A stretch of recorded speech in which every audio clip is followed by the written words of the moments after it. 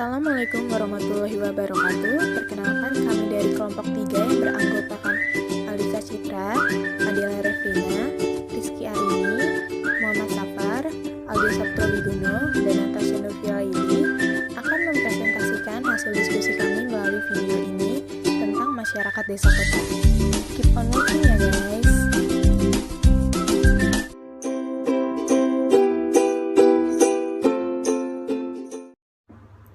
Assalamualaikum warahmatullahi wabarakatuh. Perkenalkan, nama saya Aldi Sabto Wigono.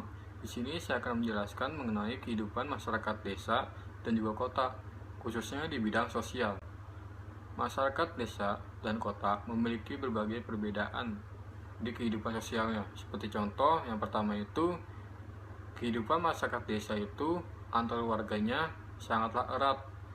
Artinya ketika masyarakat ataupun anggota masyarakat di desa itu terkena musibah ataupun sedang kesusahan, mereka saling berbondong-bondong, saling membantu satu sama lain karena adanya hubungan kekeluargaan yang erat di antara mereka. Berbeda dengan kehidupan masyarakat di kota, di mana masyarakatnya itu individualis ataupun cara berpikir itu sendiri-sendiri. Jadi antara anggota satu dengan yang lainnya itu mereka saling tidak peduli terhadap masing-masing karena mereka berpikir bahwa urusan dia dengan yang lainnya itu berbeda. Mereka memiliki masing-masing pemikiran ataupun kehidupan seperti itu. Lalu yang kedua itu, di masyarakat desa bersifat homogen atau seragam. Seperti contoh saja di bidang pekerjaan, di mana di masyarakat pedesaan itu rata-rata pekerjaan yang dijalani rata-rata itu adalah perkebunan ataupun pertanian ataupun sebagai nelayan ataupun sebagai peternak. Sedangkan di masyarakat perkotaan mereka itu memiliki corak seperti dalam pekerjaan mereka memiliki banyak sekali ataupun macam-macam jenis pekerjaan yang bisa diambil oleh masyarakatnya.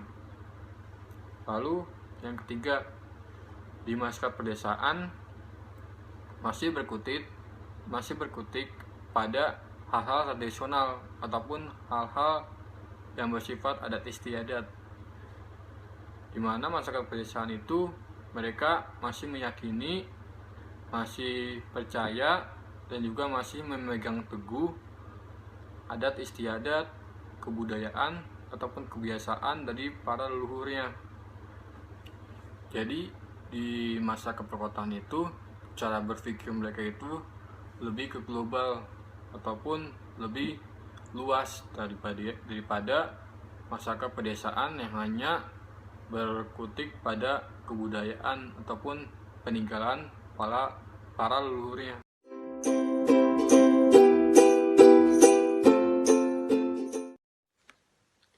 Assalamualaikum warahmatullahi wabarakatuh. Nama saya Rizky Arini dari kelompok 3 akan menjelaskan tentang bidang pendidikan. Berdasarkan buku Sosiologi Pedesaan yang ditulis oleh Dr. Adon Nasrullah Jamaluddin MAG, secara umum masyarakat pedesaan memiliki tingkat pendidikan yang relatif lebih rendah dibandingkan masyarakat kota.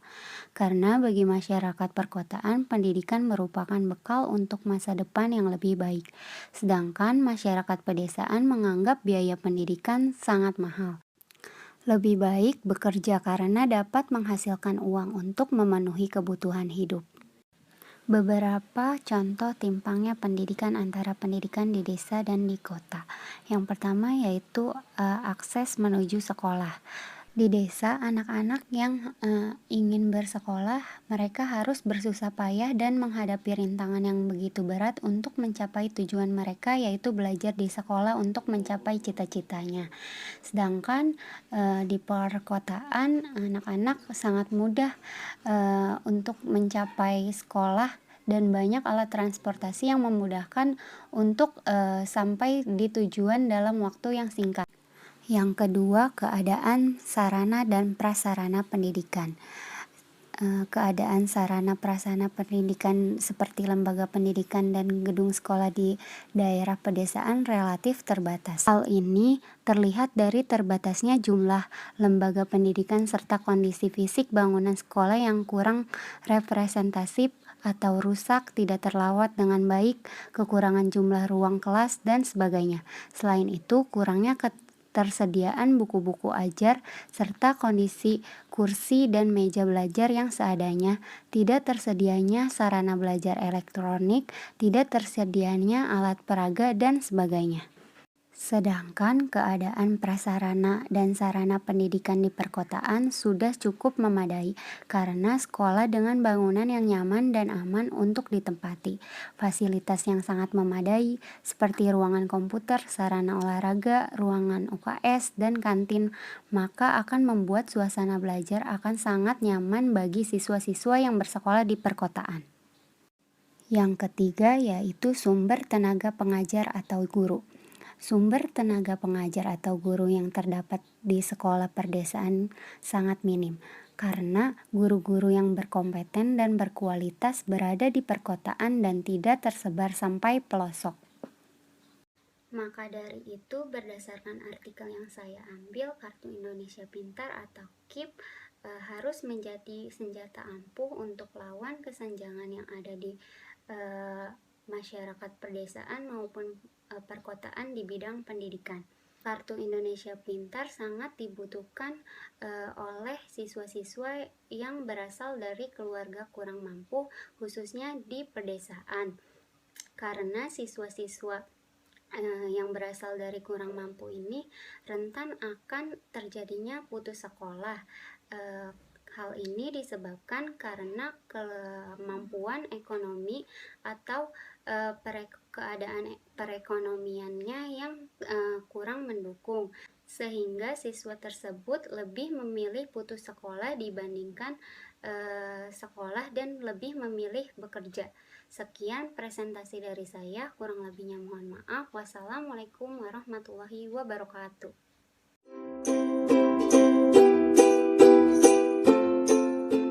Assalamualaikum warahmatullahi wabarakatuh. Saya Lisa Citra Iswanti dari kelompok 3 bidang agama.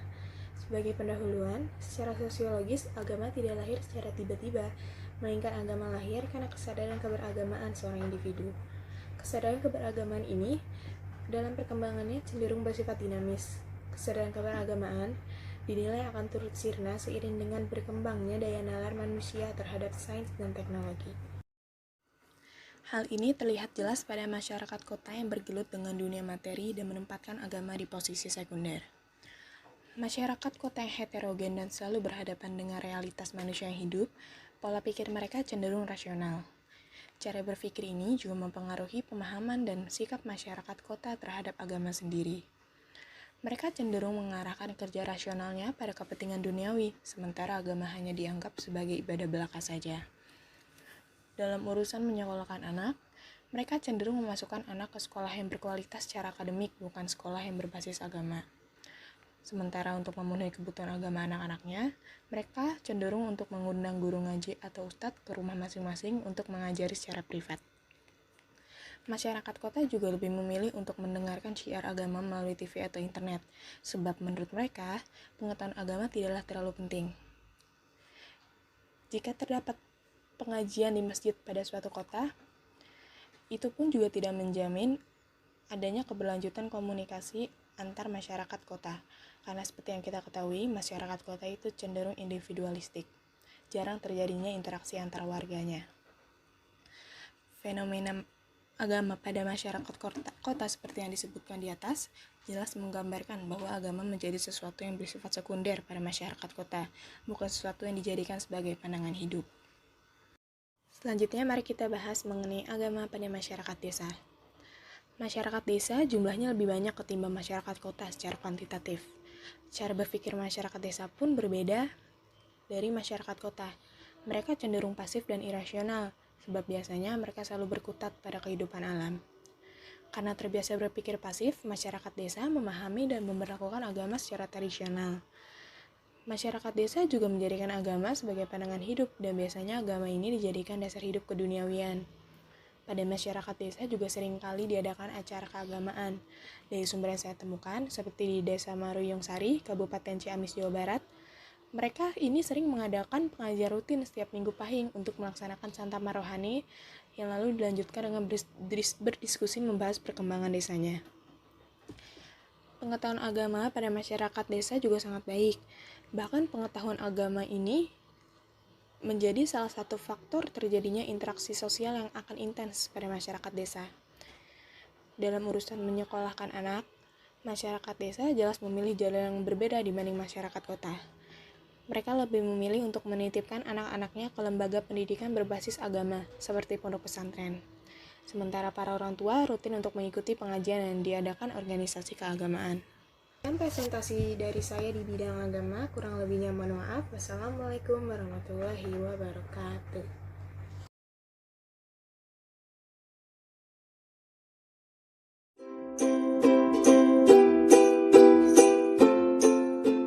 Assalamualaikum warahmatullahi wabarakatuh. Nama saya Muhammad Safar dari kelompok 3 mata kuliah Sosiologi Pembangunan, akan menjelaskan pembangunan di bidang lingkungan. Sebelumnya, pembangunan di bidang lingkungan ini dikenal dengan istilah pembangunan berwawasan lingkungan, yang berarti meningkatkan kualitas manusia secara bertahap dengan memperhatikan faktor lingkungan.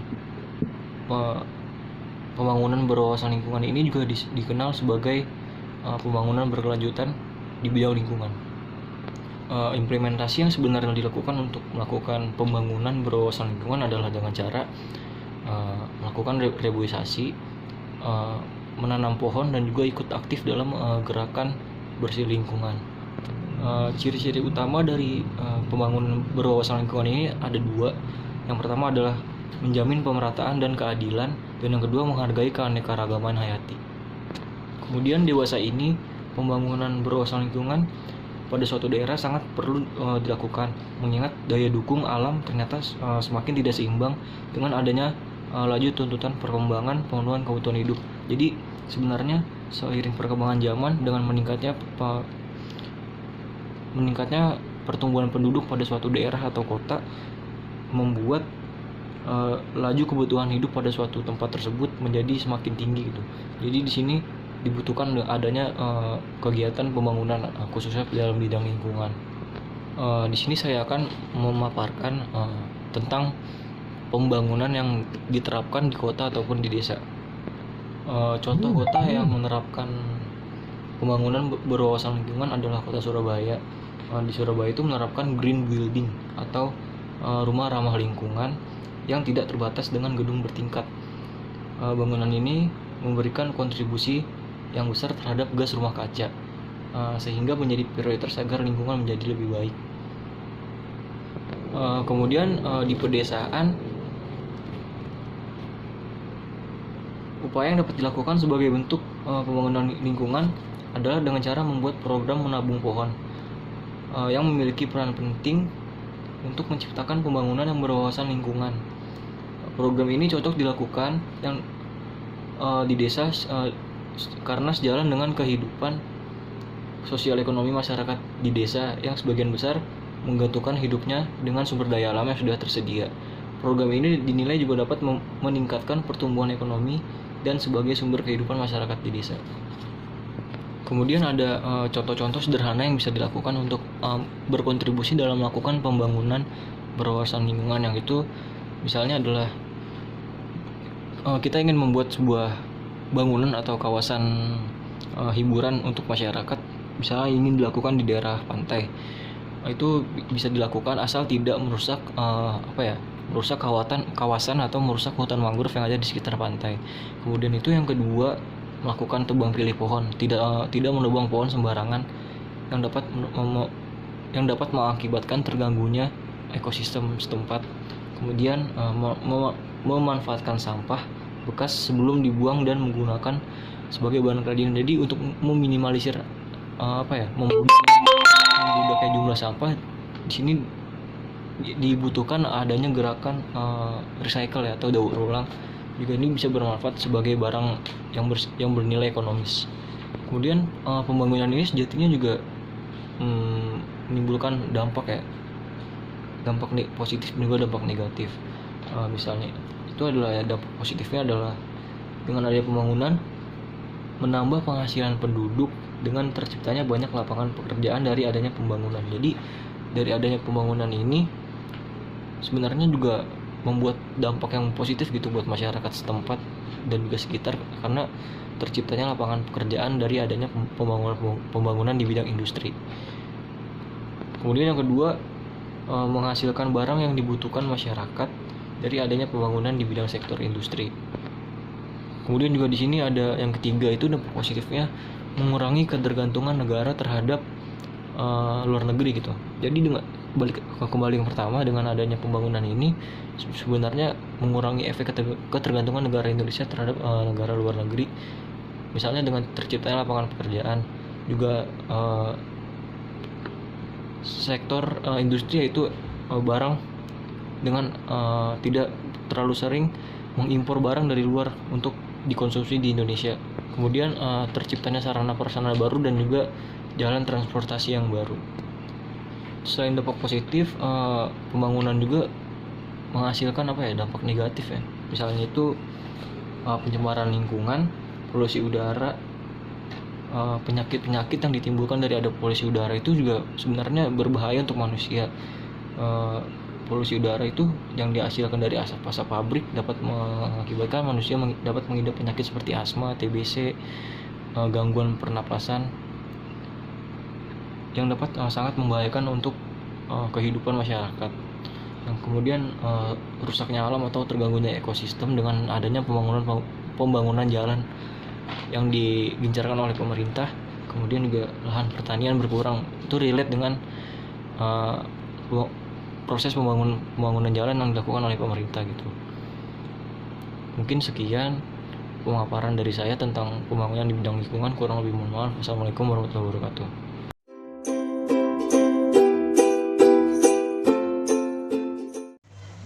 Assalamualaikum warahmatullahi wabarakatuh. Nama saya Natasha Nurfilaili. Saya dari kelompok 3. Di sini saya akan mempresentasikan tentang hubungan desa kota dalam bidang politik. Kita ketahui sendiri, Indonesia merupakan negara yang menganut sistem politik demokrasi, yaitu di mana sistem pemerintahan yang berasal dari rakyat, oleh rakyat, dan untuk rakyat. Salah satu indikator demokrasi ini ialah pemilu. Pemilu atau pilkada atau pemilihan pemerintahan yang lainnya ini diselenggarakan 4 atau 5 tahun sekali dan dilaksanakan di perkotaan maupun di desa. Dalam pelaksanaannya ini dibutuhkan partisipasi politik, yaitu masyarakat sebagai oknum yang berpartisipasi dalam hal pemilihan ini. Menurut jurnal yang saya baca, tingkat partisipasi politik masyarakat di desa jumlahnya lebih sedikit dibanding dengan jumlah partisipasi politik yang ada di kota.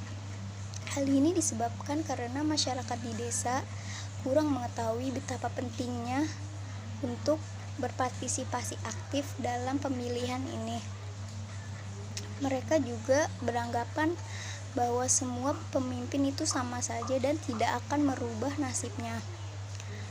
Dengan begitu, hak-hak mereka pun dapat dibeli oleh segelintir oknum dari partai-partai tertentu yang berusaha untuk menang tanpa adanya usaha yang lebih.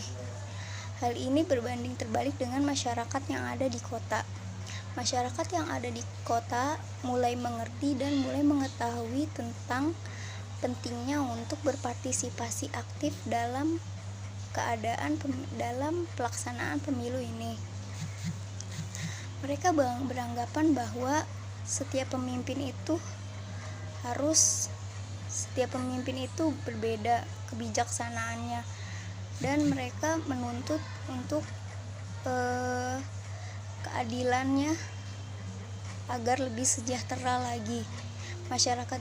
karena pendidikan masyarakat yang di kota yang mungkin tinggi-tinggi dan ingin berpartisipasi aktif dalam kegiatan politik ini, yang menyebabkan mereka pun akhirnya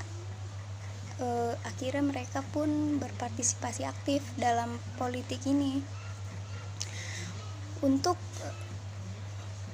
mengatasi hal ini, tentunya wajib dilaksanakan sosialisasi ke desa agar tidak terjadi hal seperti ini. Perlu dikenalkan asas luber-jurdil yang ada di pemilu oleh masyarakat perdesaan, agar pemilu tidak hanya sukses di perkotaan namun juga di perdesaan. Hak-hak suara tidak boleh diperjualbelikan, karena setiap orang memiliki hak untuk bersuara dan berpendapat. Cukup sekian yang bisa saya sampaikan, kurang lebihnya mohon maaf. Wassalamualaikum warahmatullahi wabarakatuh.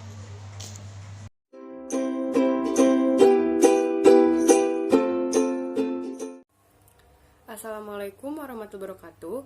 Perkenalkan, saya Dela Refrina. Pada kesempatan kali ini, saya akan menjelaskan keterkaitan hubungan antara desa dan juga kota.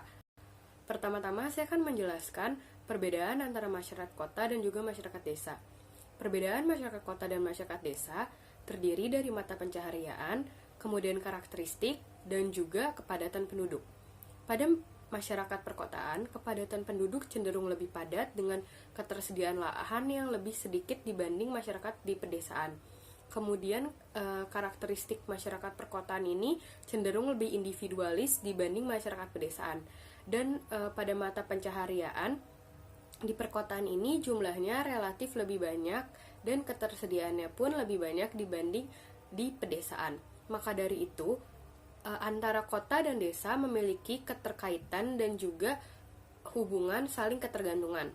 Kepadatan penduduk yang ada di perkotaan ini disebabkan oleh masyarakat desa yang berbondong-bondong mencari pekerjaan ke kota, karena ketersediaan mata pencaharian di pedesaan ini jumlahnya sangat sedikit dan juga variasinya itu sangat sedikit. Biasanya masyarakat pedesaan ini bermata pencaharian sebagai petani. Dan juga keterbatasan lahan yang ada di perkotaan ini mengakibatkan ketergantungan masyarakat perkotaan pada hasil panen masyarakat pedesaan, karena di perkotaan tidak bisa menanam tanaman-tanaman seperti palawija dan juga padi untuk memenuhi kebutuhan sehari-hari masyarakat perkotaan. Maka dari itu, masyarakat kota dan masyarakat desa ini memiliki hubungan yang saling menguntungkan. Selain itu, masyarakat desa yang sudah pergi ke kota untuk mendapatkan pekerjaan dan sudah sukses biasanya enggan untuk kembali lagi ke desa, karena mereka merasa sudah lebih nyaman di perkotaan, karena di perkotaan lebih mudah dalam segala akses, mulai dari akses pendidikan, juga teknologi akan lebih maju. Kemudian biasanya masyarakat pedesaan yang masih tinggal di desa tetap bekerja sebagai petani, dan hasil panen mereka itu yang nantinya akan diolah lagi oleh masyarakat di perkotaan. Tenaga kerja yang ada di perkotaan ini juga kebanyakan berasal dari pedesaan. Masyarakat perkotaan yang menjadi tenaga kerja di kota itu biasanya tenaga ahli, namun tenaga pendukungnya atau yang pekerja kasar dan pekerja beratnya itu biasanya berasal dari pedesaan. Sekian presentasi dari saya, kurang lebihnya mohon maaf. Wassalamualaikum warahmatullahi wabarakatuh.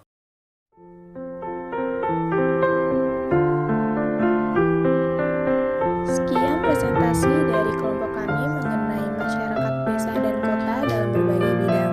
Kurang lebihnya mohon maaf. Wassalamualaikum warahmatullahi wabarakatuh.